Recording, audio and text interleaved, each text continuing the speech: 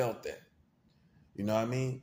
I never liked it because I know it's not real. I know that to me, it's late. Is being lazy socially. You're trying to get other people to laugh, but you're trying to make other people the butt of the jokes. You know what I'm saying? And then, but you're still cool with them. You know the type.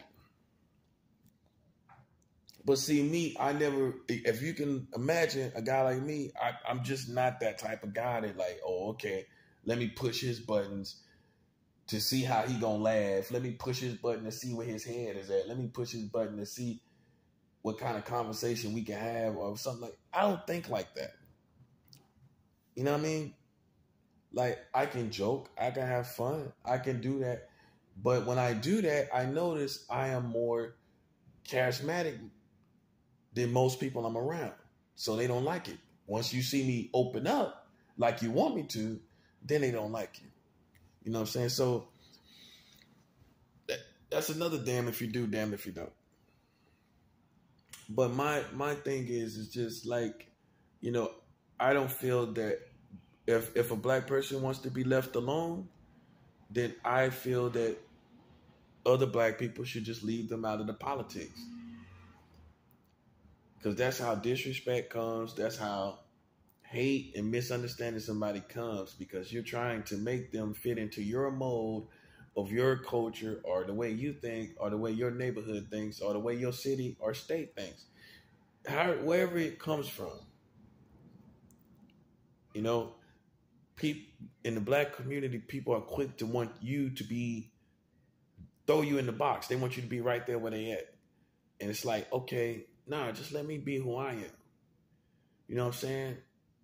Let me just be me. Let me be an individual. Just let me be an individual. Don't try to make me like you are or like they are. You know, just let me be an individual, and you'll find more interest in me. You'll find more interest in me letting me be who I am, instead of trying to make me be your audience, instead of trying to make me be your leader either. That too. I might not want to be your leader in a certain circumstance. It may not be time for me to be your leader, and you're trying to force it. And then that's where disrespect come in. That's where expectations get failed. And it's all because you had some expectation that you shouldn't have had in the first place. You had an expectation of me to be a certain way, act a certain way, behave a certain way. And when that's failed, you put the failure on me. But the failure is not on me. The failure is on you, because you assumed that I was like everybody else. You assumed that I was going to move like everybody else.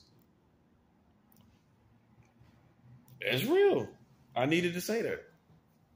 You felt I was going to move like everybody else. And then when that didn't happen, you thought, some people go to the other extreme. Well, oh, something's wrong with that person. That person's strange. No, that person's lived long enough. That person's lived long enough. And now they move according to what fits their fancy. They move according to what's best for them. And you can't blame them. If it might work for you, but they may hate on the other person. So that person may not be able to just splash in crowds because of jealousy. Because there's always, in big crowds, there's always someone that's mentally jealous for whatever reason. So they can't, if a person is maybe really got something going on for themselves, you know, they can't just splash into a crowd of black people, because in the black culture, there's always one jealous crab in the bucket. Everybody might be cool, right? But it's just one person that feels the need to not embrace like everybody else, like a bipolar type of thing. Like everybody else is cool with this person, but you. I've been through that. Being in the hood, everybody embrace you, and it's always just one person. And it's for no reason. It's like, it's no good reason for it to happen. And I'm gonna be honest with you, when you boil it down, it's jealousy. That's what it is.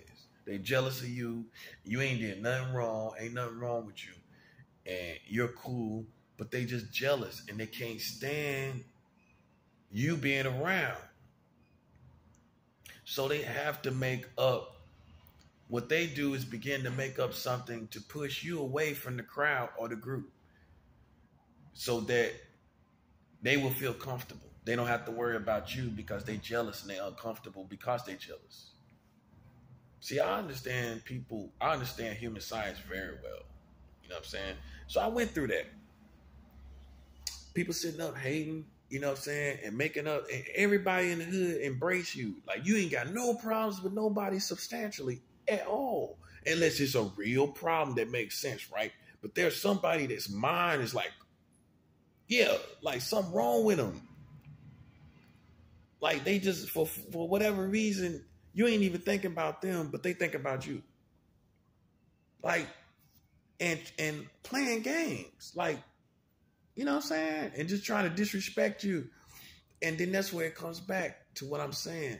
You know, I don't feel, you know, black people have the right to have a pass to disrespect other black people, not show them the same respect that you show other people, other races. Get familiar with them. Don't try to instantly be familiar. Don't try to instantaneously act like, oh, my brother this, my brother that. No. If you selling something, I'll be 100, and I'm not trying to be funny when I say this. If you're not selling something, then do not try to become familiar with somebody like that. They may not be feeling that. They may feel insulted, like you trying to con them or insult their intelligence. Like, we don't know each other, so why you acting like we do? And you may feel like you're on some brother stuff, some sister stuff, but they're not feeling that way because of the times that we live in. We don't live in times where everybody embrace everybody like that. So they're questioning your motives. And you may have all the good intentions, but you're just kind of not, you don't have the cutting edge that they have to where they've lived so many places like me.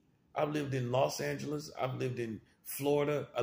I'm from North Carolina. I've lived in Seattle. And I've lived in New York off and on 10 years. When you've been around as many people as me, like I already know, man, most people got some kind of motive or some kind of gain. You know what I'm saying? Or they have some kind of want or need.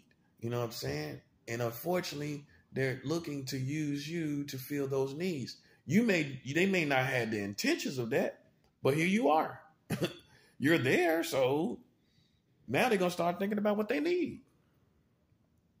So rather than that, I just rather embrace, okay? And if I do embrace, I'll pursue it slightly.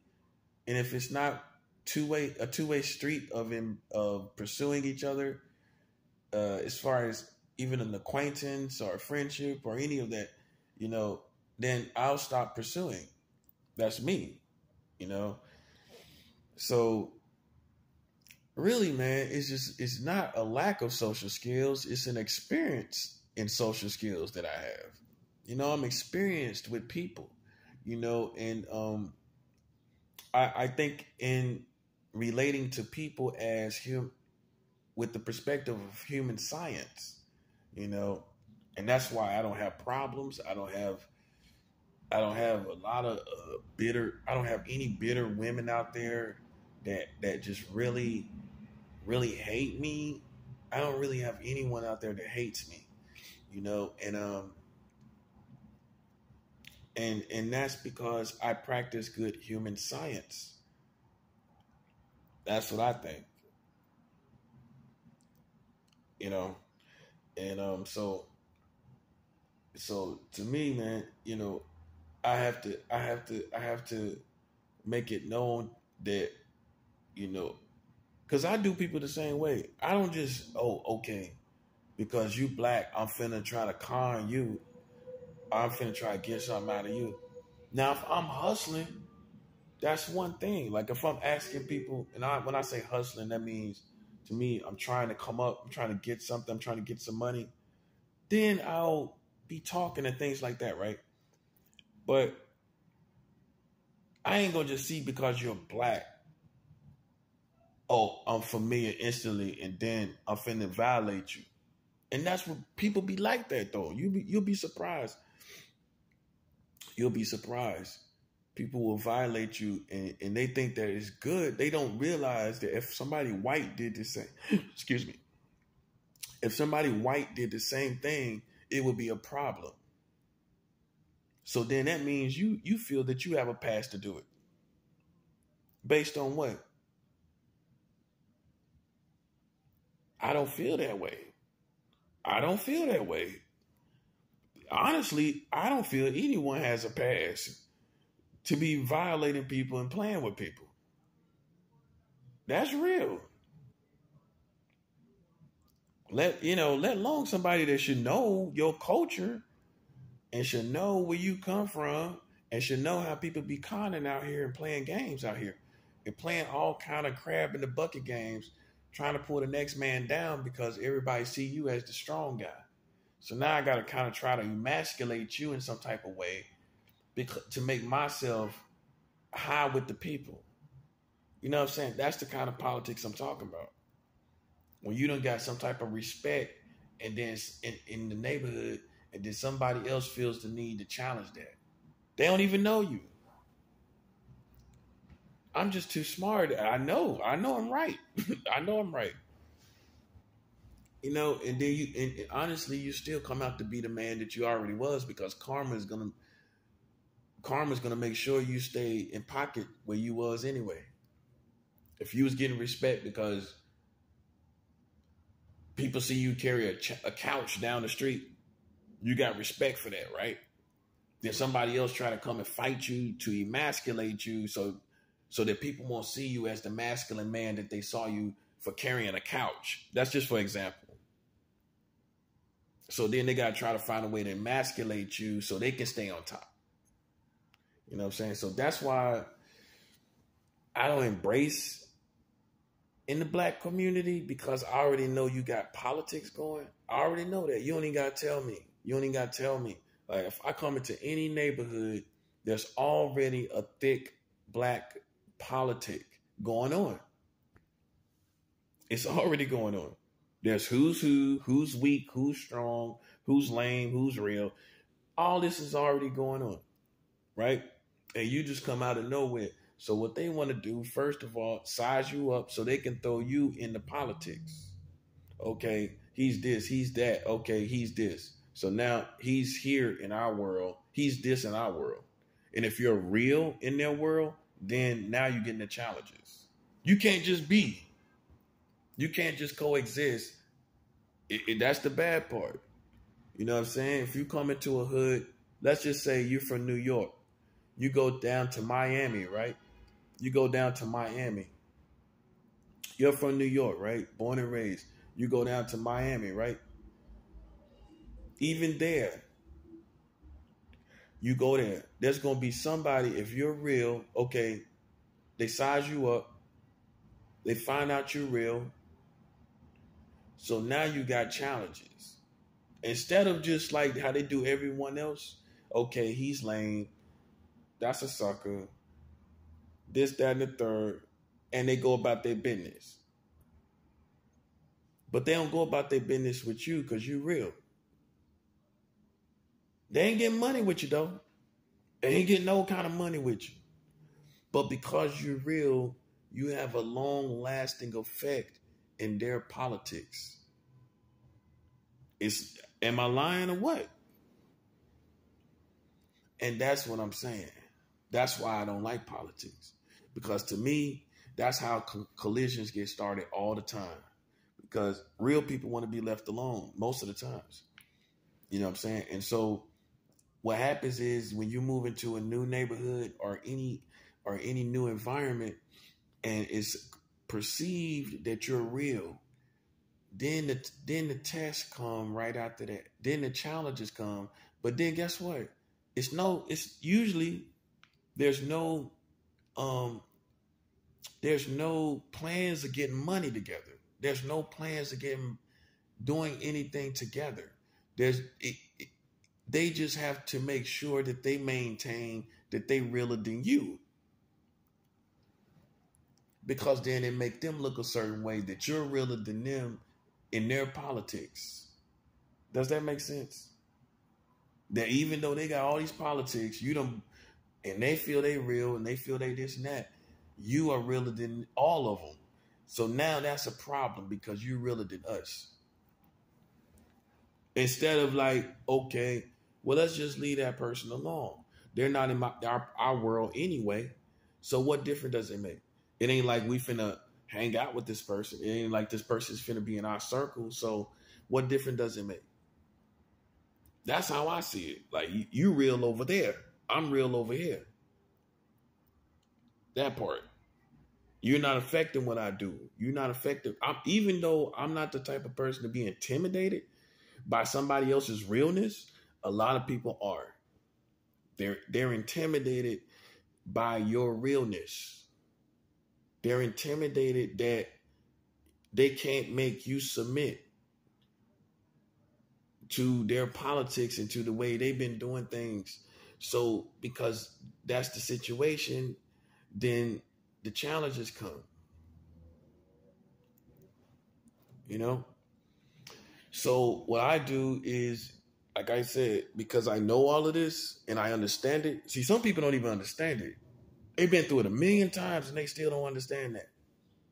They still don't understand it. They go in another neighborhood, they go in a new neighborhood, and they see the same thing happen over and over again.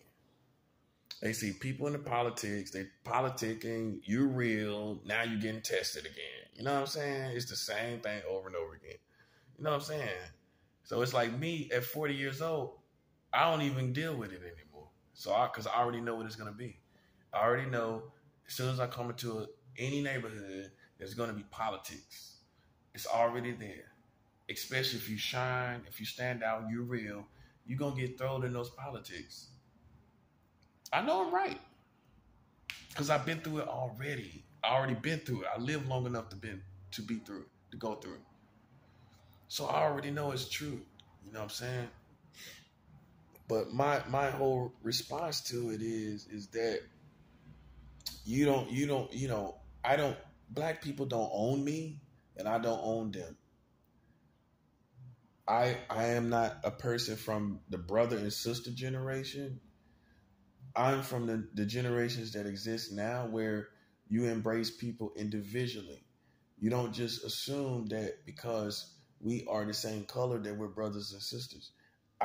There's brothers and sisters of the devil and there's brothers and sisters of God. There's good people and there's snakes. So I can't assume that because we're the same color that we're brothers and sisters. I might be a cat, you might be a dog. I might be a dog, you might be a cat. I can't assume that, in these times that we live in, that just because we look the same, that we are kindred. We are kindred. We're of a kindred spirit. And that's what get a lot of people with bad situations because you get failed expectations. You thought that was a brother, you thought that was a sister, but then after that, you see the flaws and you see the hang-ups and you see everything that comes with someone that is not responsible socially or that is not healthy socially. So I don't embrace everybody like brother and sister in 2022. Now, if I was in the 80s where people were breakdancing and, hopscotching outside and jump roping outside, then that would be the time where I'd be like brothers and sisters, this and that, because like we all on the same vibration. We all on the same wave. We all on the same wavelength. But that's not the times we live in. You know what I'm saying? People take advantage of the fact that you call them brother. People take advantage of the fact that you call them sister. They take total advantage of that. And it's no brotherly love and it's no sisterly love. It's like it's embracing in order to con the person. It's embracing in order to see what I can get from you. If it's not that, because of politics, I'm embracing you to see who you are. I'm not embracing you because I like you. I'm not embracing you because I love you. I'm not embracing you because you seem interesting to me. I'm embracing you because I want to know who you are so I can define you for the neighborhood's politics. So, see, I don't feel that's a brother. I don't feel that's a sister. That's just me. Now, if you feel like you want to be a martyr for black people, then do you. If you want to die that way, you want to live and die with black people. That got all kind of crazy politics, all kind of crazy ways of doing. That's you. I can respect that, but that's not me. I'm not willing to live and die with anybody because I see the fall of everybody, every race, black, white, everything in between here in America. It's all falling. It's all falling. So why would I die with fallen culture and fallen perspectives? People that I know are out to harm other people. You know what I'm saying? People that I know don't have any good intentions towards anyone. Why would I live and die or die to fit in with that or die to be a part of that? That's what I'm saying. So see, that clears it up. Me, I don't feel the need to embrace that. I feel the need to embrace good people, whether they be black, white, Asian, Hispanic, or Latino. That's all I embrace. If you like to embrace bad people and just any and everybody, then that's you. You are a martyr for humanity. To me, you are a social martyr because you like everybody. You love everybody. Loving everybody is one thing. Liking everybody is another. Befriending everybody is impossible. You're going to have some pitfalls. You're going to have some burnt nights because if you embrace everybody, you ain't going to have nothing. I'm going to tell you that. First thing first. Everybody loves somebody with something. Remember that. If you got something, somebody going to love you. You got a cigarette. You got a pack of cigarettes. You walking down the street. Somebody going to love you. If you walk down the street with a carton of cigarettes in your hand, I promise you walk long enough, somebody going to say, yo, can I get a cigarette, bro? You got a whole carton. That's how they going to put it too. And I'm going to be 100. If I seen you and I did smoke, I might ask you. But I ain't gonna do it in the way where you feel like I'm conning you from the beginning. I'm gonna come up to you sincerely and be like, yo, can you spare a cigarette? Like as if I don't even notice that you got a carton of cigarettes. I'm not gonna come con you like that. Like you could feel it. You could feel that I'm just seeing you for what you got. You could tell the difference. So see, man, in the end, man, people just want you to be a martyr for good behavior and good ethics, and be a martyr for good relationship with everybody, and you can't do it. You can't embrace everybody, and that's what they expect you to do. When you know everybody can't do it, you can't even do it, but you expected me to do it because you feel I'm a leader and I should be able to do it. You feel I should be able to embrace the entire black community when you see the shape that it's in. You already see what it is. All this evil stuff going on, all these shootings. How am I going to embrace all of that? How am I going to get respect and all of that? I can't move like that. I can't come splash down in the middle of the black community. That's what people want you to do. But they don't give you the respect you deserve. At the same time, they don't do nothing what they supposed to do. But they still want you to do that. Like, I'm just not that type of person. I see things for what they are, and I adjust accordingly. I adjust accordingly to what I see. That's just me. It could be one neighborhood that's cool, where we can everybody can hang out, everything. Like, you just go outside a certain type of night and just all love everything. I will adjust to that. I will adjust to that neighborhood and be like all out and hanging and be with everyone and be like just bouncing around all types of day and all night and day, coming out any times of night, any times of day, randomly. But if I feel that it's not like that, and it's a neighborhood where it's dirty politics and nasty politics, then you're gonna feel that I'm not embracing it. And if you're smart, you already know why. You already know why. You don't have to wonder, and you don't have to blame it on me. It's your neighborhood. It's your neighborhood. I already see what's going on. I already see the bad politics. I ain't what you want me to do, splash down in front of it? I already see that. So why, but then I have to, but people put bad labels on me because of your neighborhood. Because your neighborhood has all kind of bad politics, then I'm avoiding all of that. Now, like I said, if I go in a neighborhood where it's jamming, music, block parties every weekend, cookouts and everything, then you start to thaw out. You start to thaw out from that coldness that most people carry, socially speaking. Because now you're in an environment where it's genuine and it's sincere, and you eventually will gravitate towards it if you're a good person. But if it ain't there, how you gonna be on it? It's not there. It's not there. How you gonna be on it? That's real. Like, so people don't look at the environment. They look at you instead of looking at the environment that they know that everybody's in.